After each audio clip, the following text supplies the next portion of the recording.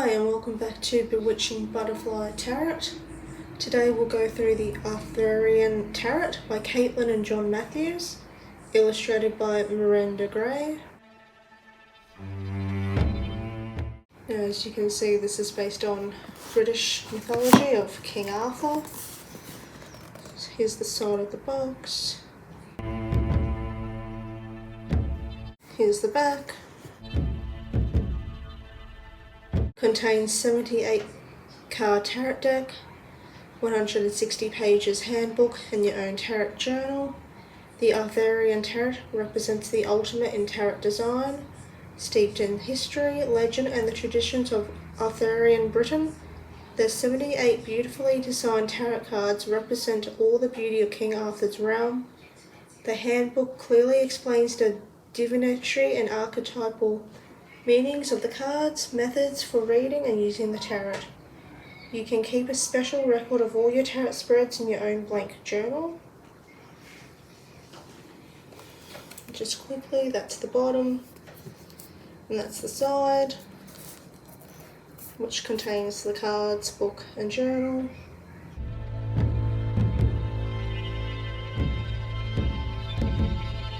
The Arthurian Tarot Handbook.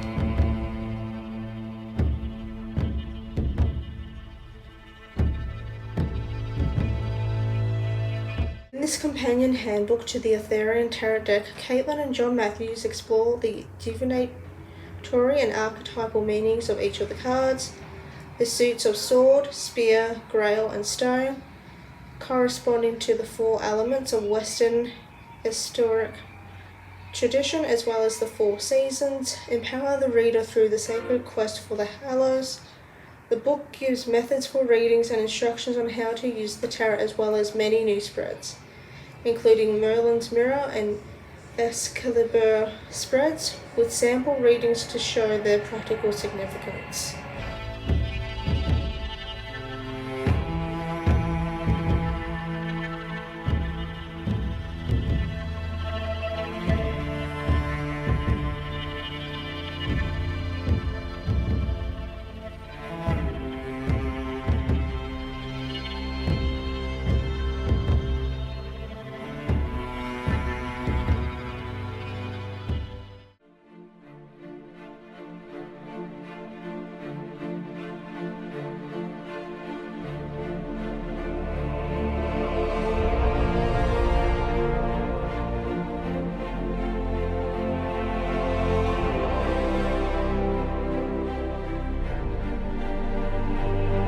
And here's the card pack.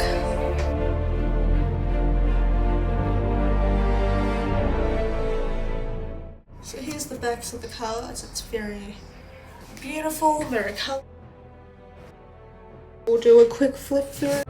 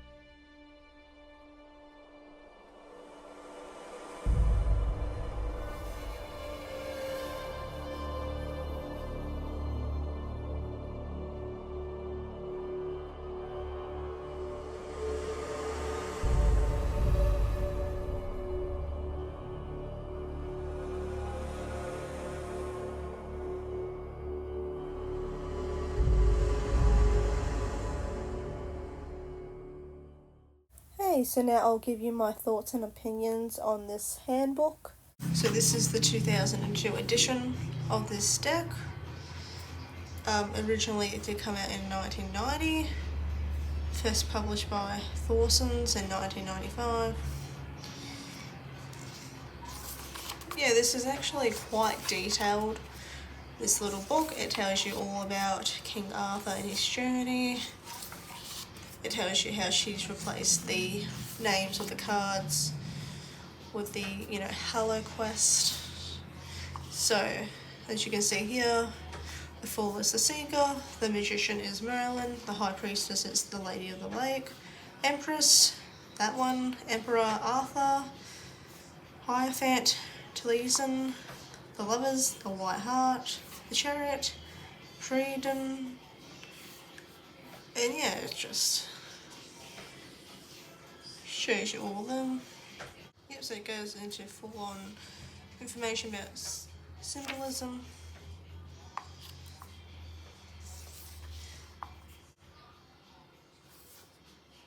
Yep, and it gives you a description. So of the Seeker, it kind of sets the tone of what he's wearing. And it gives you the background. Now, it gives you an archetypal meaning and a divinatory meaning, which is quite interesting.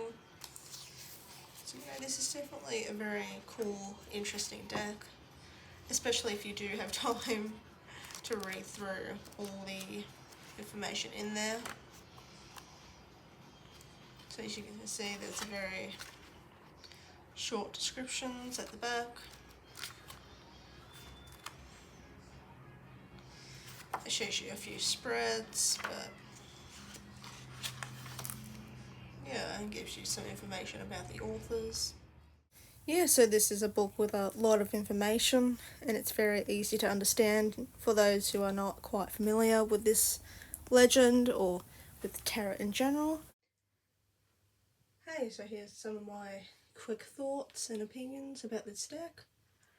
Firstly, the black borders, which are meant to kind of give the silhouette of a window in the castle, as you can see, or the door. And I think it's a really cool idea. I just kind of wish they either did all black, so there's not any of the white border. I think that would have been a bit more powerful. But black is a very dominating colour as well. So I think it would have been cool if they tried to do like this brick sort of design instead of the black, to give it like that feel that you really are looking through the castle's window. I just thought that probably would have been really cool. Personally I am a fan of borderless decks, so otherwise they could have kind of just trimmed it and just give that shape, and I think that would have been a really cool, shape for a tarot card. It might even make the images seem a bit more freer as well. But yeah, let's move on to the text. I do find the text a bit difficult to read. I have seen other editions with like the white borders, and I think, that text was easier to read, but I do prefer the black to the white border. Moving on, you do notice some of the images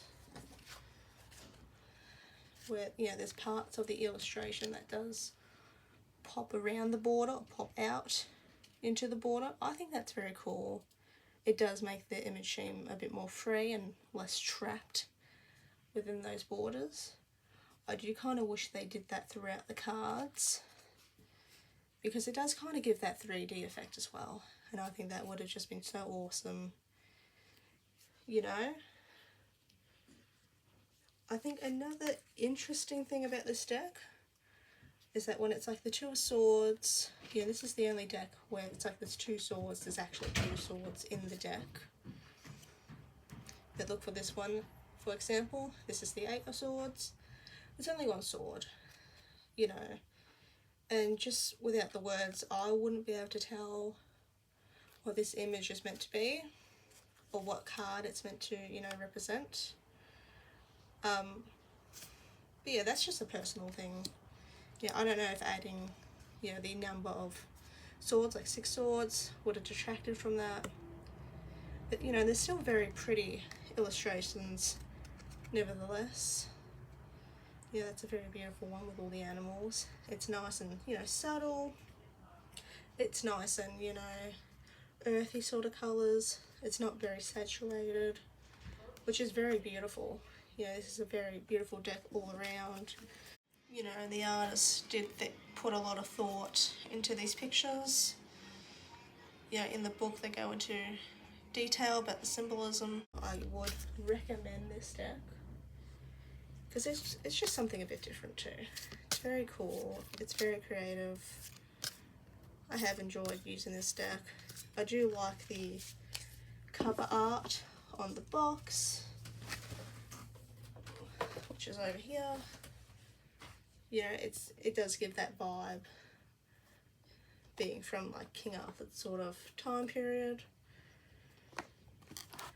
And I've seen the other editions on the internet, and it's just kind of like plain red box or purple box.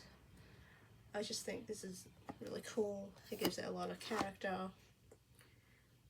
And yeah, so let me know what you thought of this deck, because I just thought it was pretty awesome.